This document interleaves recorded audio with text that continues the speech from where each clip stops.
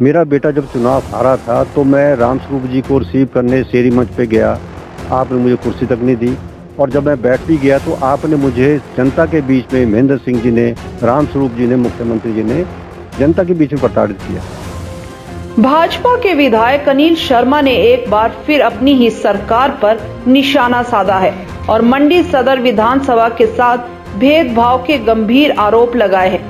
शीतकालीन सत्र के दूसरे दिन अनिल शर्मा ने शिक्षा के क्षेत्र में अब तक मंडी सदर में कितने कार्य हुए हैं और कितना पैसा खर्च किया गया है उसको लेकर जानकारी मांगी गई, लेकिन शिक्षा मंत्री द्वारा इसको लेकर कोई संतुष्ट जवाब न देने पर अनिल शर्मा मुखर हो गए और अपनी ही सरकार पर उनके साथ भेदभाव करने के आरोप लगाए।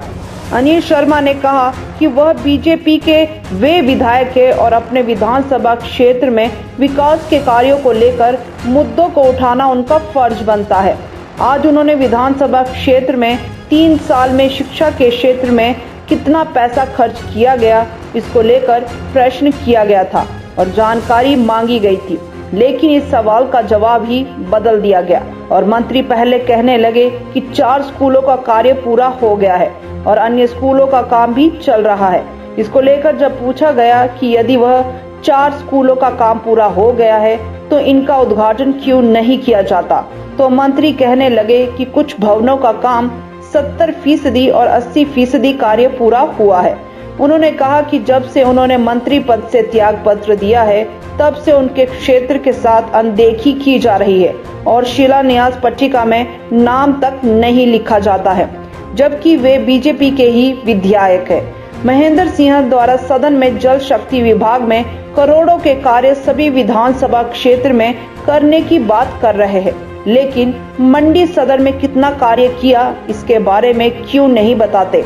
उन्होंने कहा कि यह चिंता का विषय है कि उनका विधानसभा क्षेत्र विकास से पिछड़ रहा है और सरकार द्वारा उनके विधानसभा क्षेत्र के साथ किए जा रहे भेदभाव को वे जनता के बीच में लेकर जाएंगे और अब जनता ही तय करेगी कि आगे उन्हें क्या करना है।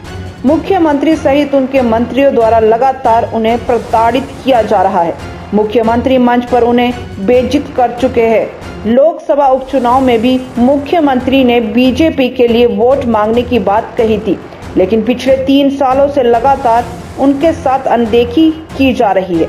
उनके क्षेत्र में कार्य नहीं हो रहे हैं, ऐसे में वहां पर किन मुद्दों को लेकर वोट मांगने जाते।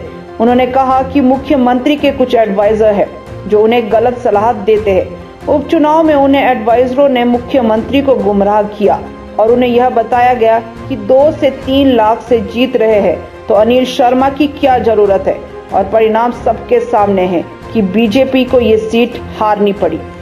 जो भेदभाव हमारे साथ हो रहा है उसके बारे में लोगों को जो है उसके बारे में बताऊँ। लेकिन है कि मुख्यमंत्री जी ने जरूर मुझे बुलाया और बुलाना कर मुख्यमंत्री जी ने कहा कि आप काम कीजिए, पार्टी का काम कीजिए, पार्टी के विधायक हैं, अब आपका बेटा चुनाव नहीं लड़ रहा है।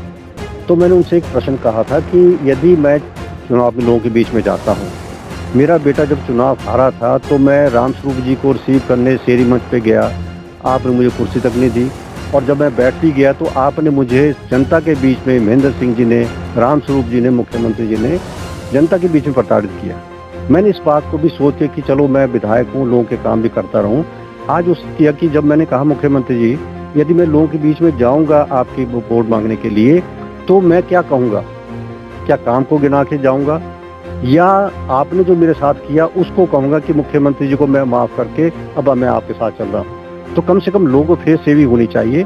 जो इज्जत मान मुझे जो मैंने छोड़ा था, यदि वो इज्जत मान मिलता मैं चलने को तैयार हूँ। कम से कम लोगों को बता सकता हूँ कि 1 साल के अंदर मैं कुछ करके बताऊँगा, इसलिए मैं जो सरकार के साथ चला हूँ। परंतु कुछ लोग थे जो एडवाइज़र हैं मुख्यमंत्री जी के, उन्होंने कहा कि 4 लाख से हम जीते हैं पिछली बार, लाख घट जाएंगे, 2 लाख घट जाएंगे, 3 लाख घट जाएंगे, जीत हमारी होगी। तो अनिल शर्मा की जरूरत है नहीं इसमें।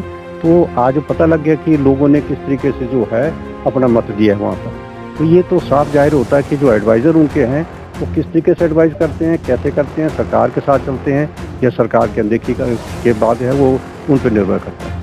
बात है कि मैंने आज भी जो मुद्दा उठाया ये विकास का ही है।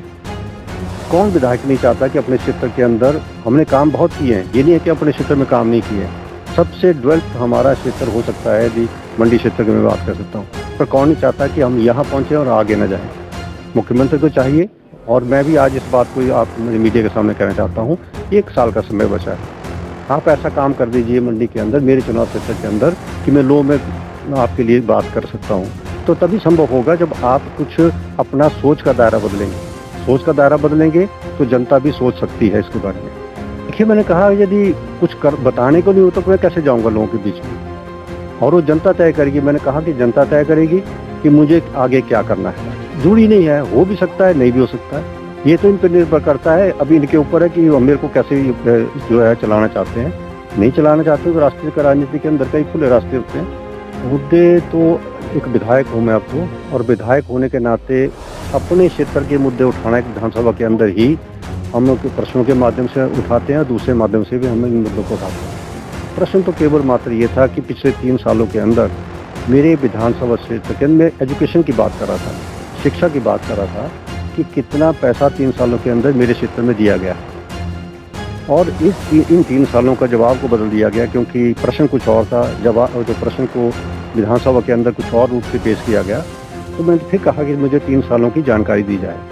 मतलब 3 सालों जब से मैंने मंत्रिमंडल से त्याग पत्र दिया था, उसके बाद से लेकर सारे काम जो शिक्षा के अंदर और दूसरे क्षेत्रों के अंदर है, वो काम बंद कर दिए गए। और ये जो है, जब मंत्री जी ने जवाब दिया, मंत्री जी ने कहा कि 4 स्कूल जो हैं जो 100% कंप्लीट हो चुके हैं। तो मैंने उसको कहा कि आप मिसलीड कर रहे हैं हाउस के अंदर। एक हाउस के अंदर एक मंत्री को तैयार होकर आना चाहिए, और इस तरीके से मैं भी रहा हूँ।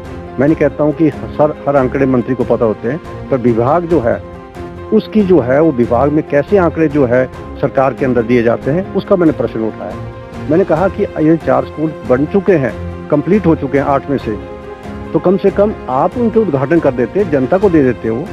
और जब वो दोबारा से उसको प्रश्न को जवाब देने लगे तो उनका एक कोई 80% कंप्लीट है, कोई 70% कंप्लीट है, तो कहाँ गए फिर वो 4 स्कूल। तो इस तरीके की बात मैंने कहा कि 3 सालों के अंदर जहाँ 3-3 करोड़ की बिल्डिंग का है, वह 5-5 लाख रुपए दी जाते हैं। तो ये अनदेखी जो है सदर विधानसभा के क्षेत्र के अंदर, जब से मैंने जो है मंत्रिमंडल से जाए थे तब से शुरू हो गया था। नहीं, मेरे को होता रहता। देखिए, आपको पता ही है, जब जिस विधायक, भारतीय जनता पार्टी के विधायक की कोई उद्घाटन पट्टिका में नाम नहीं होता है, वो एक मैं ही हूँ जिसके नहीं होता, बाकी के तो सभी होते हैं। कांग्रेस के नहीं होते हैं, वो कांग्रेस के विधायक हैं।